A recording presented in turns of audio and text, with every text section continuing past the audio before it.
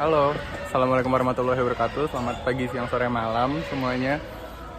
Aku di sini mewakili kelompokku akan menampilkan video tentang manajemen kesehatan ternak kuda sadaluhur. Stay tune ya, lihat videonya. Bye. Kuda merupakan satu dari 10 spesies modern mamalia dari genus Equus. Sejak dahulu kuda memegang peranan penting bagi kehidupan manusia. Salah satunya dalam pengangkutan barang dan orang selama ribuan tahun. Pada terah kuda tertentu dikembangkan secara khusus untuk menjadi kuda penggerak, kendaraan penarik, seperti gerbong, gerobak, dan kereta. Kuda-kuda dalam terah ini cenderung ringan, cepat, gesit. Contohnya adalah kuda poni Shetland. Selain itu, kuda juga dapat dijadikan sebagai ajang kompetisi yang biasa disebut dengan pacuan kuda. Di Indonesia memiliki berbagai macam jenis kuda pacu. Contohnya adalah kuda Sumba atau sandal, kuda pacu Jawa, kuda Batak, kuda Aceh, kuda Flores, kuda Sumbawa, kuda Lombok, dan lainnya. Kebanyakan dari kuda pacu ini memiliki tubuh yang kecil namun memiliki fisik yang sangat kuat.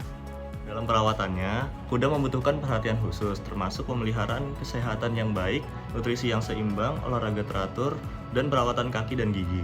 Selain itu, kuda juga memerlukan lingkungan yang tepat seperti kandang yang cukup besar dan aman serta akses ke padang rumput atau terbuka lainnya. Kuda juga memiliki perilaku dan bahasa tubuh yang khas, sehingga penting bagi pemilik kuda untuk memahami perilaku dan bahasa tubuh tersebut agar dapat berkomunikasi dengan kuda secara efektif dan memperoleh hasil yang baik dalam pelatihan dan interaksi sehari-hari. Kuda memang merupakan hewan yang sangat istimewa dan bermanfaat bagi manusia. Namun, sebagai hewan peliharaan, mereka juga memerlukan perawatan dan pengasuhan yang baik agar tetap dapat hidup sehat. Kuda memiliki klasifikasi sebagai berikut, yaitu pertama kirim mamalia, filumnya ada chordata, kelasnya adalah mamalia, ordonya ada dari Zodiactyla, familinya adalah Equidae, genusnya adalah Equus, dan subgenusnya Cabalus. Kuda memiliki dua spesies, yaitu spesies Equus cabalus dan Equus ferus cabalus. Nah, kuda memiliki tiga tipe, yaitu tipe berat, tipe ringan, dan tipe kuda poni. Tipe berat sendiri memiliki tinggi badan 145 sampai 170 meter ketika berdiri, dan bobotnya memiliki bobot 700 kg dan lebih. Biasanya kuda tipe berat itu digunakan untuk pekerja, kuda pekerja. Dan tipe yang kedua adalah tipe ringan yang memiliki tinggi badan 145 sampai 170 meter dan memiliki bobot badan 450 sampai 700. Biasanya kuda ini digunakan untuk kuda pacu, kuda tunggangan, dan kuda tarik. Nah, yang ketiga adalah tipe kuda poni yang memiliki kisaran tinggi badan 145 meter dan memiliki bobot 250 hingga 450 meter. Oke, selanjutnya saya akan menjelaskan jenis-jenis kuda. Jadi ada banyak sekali jenis-jenis kuda di dunia, tapi di sini saya akan menjelaskan 7 diantaranya saja. Yang pertama ada Apollosa. Apollosa adalah kuda warna-warni dan unik seperti pola mantel, bintik-bintik, dan percikan warna. Di Spanyol, kuda ini diperkenalkan ke Amerika Utara ketika menjelajahi benua Amerika. Kemudian ada kuda Arabian. Kuda Arab memiliki ciri-ciri kepala yang kecil dengan bagian hidung agak melengkung ke dalam, mata bersinar jeli, rambut kepala dan ekor terurai panjang, kaki dan kuku kuat, cepat dan kuat untuk berlari jauh, berani dan bertemperamen tinggi. Bobot kuda Arab bisa mencapai 400 sampai 500 kg, warna dasarnya kebanyakan warna putih. Kemudian yang ketiga ada Belgian. Jadi sesuai namanya, Belgian adalah keturunan langsung dari kuda besar abad pertengahan yang berasal dari Belgia. Kuda itu digunakan untuk membawa ksatria sebagian ke medan perang. Kemudian ada kuda poni. Kuda poni berukuran kecil sampai sedang, tinggi bahunya sampai kurang dari 0,5 sampai 1,2 meter. Tipenya termasuk kuda penarik atau kuda tunggang, tingginya dari tanah sampai punggung kurang dari 142 cm. Bobot badannya dapat mencapai 250 sampai 450 kg. Kuda ini kecil dan sifatnya keras, disukai di seluruh Amerika Serikat sebagai kuda tunggang untuk anak-anak. Selain beberapa dari sifat positifnya, kuda ini cenderung cepat marah dan keras kepala. seperti yang telah disadari oleh pemilik kuda tersebut. Tapi meskipun demikian, bangsa kuda poni ini disayangi dan menjadi kuda kesayangan. Kemudian yang kelima ada Clydesdale, adalah jenis kuda yang dikembangkan dan namanya berasal dari distrik di Skotlandia di mana kuda ini ditemukan. Kemudian yang keenam ada Hackney. Hackney berasal dari Norfolk, Inggris, di mana kuda-kuda yang disebut Norfolk Trotters telah dibiarkan secara selektif untuk gaya dan kecepatan yang elegan. Hackney pertama dikenal sebagai breed sebagai The Shell Horse, digagas pada tahun 1760. Sama 50 tahun berikutnya, Hackney dikembangkan sebagai breed khusus. Kemudian yang terakhir ada Morgan. Kualitas keturunan Morgan ditunjukkan di kakinya yang lurus dan bersih, berotot dalam-dalam di tempat dan kepala yang halus dan cerdas dengan mata yang ekspresif dan telinga pendek yang tajam. Selanjutnya, penjelasan singkat mengenai kuda sandalwood. Kuda sandalwood atau sering disebut sebagai kuda sandal merupakan sumber daya genetik rumpun kuda lokal Indonesia yang dikembangkan di Provinsi Nusa Tenggara Timur dengan wilayah sepat asli geografis berada di Pulau Sumba.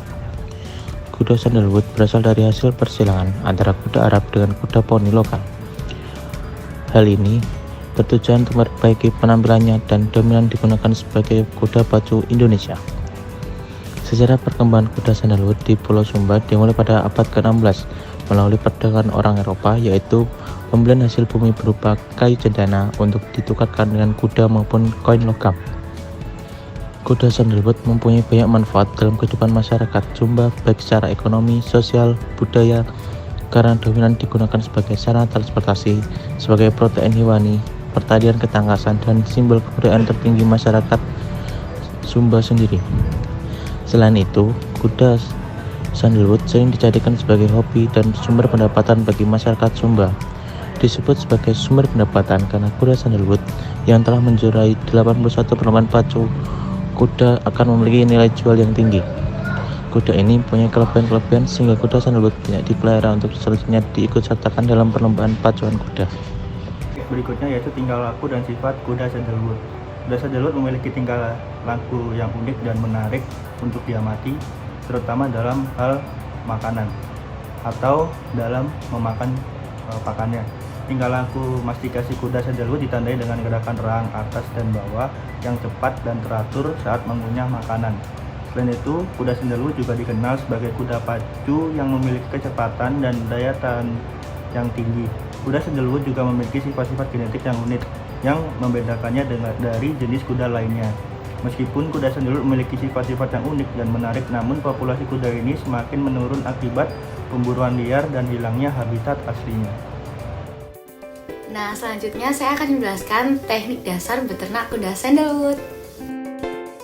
Karena peminat kuda sandalwood ini semakin hari semakin tinggi, tidak heran jika kuda ini menjadi incaran orang-orang yang ingin berinvestasi dan beternak. Nah, kemudian saya akan menjelaskan terkait teknik dasar beternak kuda sandalwood poni. Nah, yang pertama adalah menyediakan lahan untuk pengembangan kuda sandalwood yang luas. Nah, setidaknya lahan tersebut harus cukup untuk lahan pakan dan juga tempat tinggal para kuda. Kemudian, mempersiapkan berbagai infrastruktur termasuk distribusi yang memadai agar pemasaran kuda sandalwood ini di pasaran semakin mudah.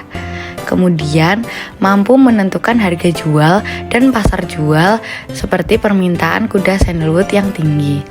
Kemudian, menyediakan berbagai instrumen modal dan berbagai kebijakan lainnya, seperti pemerintah atau swasta. Kemudian, memiliki kerjasama dengan kelompok ternak atau kelompok tani, karena hal ini akan menguntungkan sebagai wadah inovasi ataupun bertukar teknologi dan pengalaman sebagai pengembangan kuda dari segi pakan maupun segi beternak. Kemudian, menyediakan jumlah populasi sandalwood dalam jumlah yang cukup besar sebagai indikator keberhasilan perkembangan ternak kuda nantinya. Selanjutnya adalah manajemen perkandangan kuda. Secara umum, kandang kuda dibagi menjadi 3 macam, yaitu yang pertama, ada kandang bentuk tunggal, di mana satu kandang ini hanya diisi oleh 1 ekor kuda saja. Yang kedua, kandang bentuk koloni. Kandang ini dibuat dengan ukuran yang cukup luas untuk ditempati beberapa ekor kuda. Agar kuda tidak mengganggu antar kuda yang lain atau membuat gaduh, maka setiap kuda diberi penyekat dalam setiap ukuran kandang. Selanjutnya ada kandang umbaran atau pedok. Kandang ini merupakan suatu lahan yang cukup luas di luar kandang yang banyak ditumbuhi rumput dengan dibatasi palang-palang pagar untuk keamanan kuda agar kuda tidak keluar dari pedok. Tujuan pembuatan area pengumbaran ini adalah untuk memberikan kesempatan pada kuda bergerak di alam bebas dan mencari rumput. Nah, untuk kuda sendelut sendiri biasanya peternak di daerah Sumba menggunakan sistem perkandangan umbaran. Untuk konstruksi kandang, ukuran kandang ideal untuk kuda dewasa yaitu 3,5 x 3,5 meter. Untuk atap, kriteria atap yang baik memiliki jarak karena untuk sirkulasi udara. Kemiringan atap juga diperlukan untuk mencegah air hujan tidak masuk ke kandang. Untuk dinding kandang sebaiknya terbuat dari tembok, jangan terbuat dari kayu karena mudah roboh. Untuk bahan yang biasa digunakan yaitu beton, batu, dan logam berkomponen sintetik kualitas tinggi. Bisa juga dibuat sebagian terbuka untuk ventilasi bagi kuda. Untuk lantai sebaiknya dibuat merata dan diberi lubang sebagai resapan.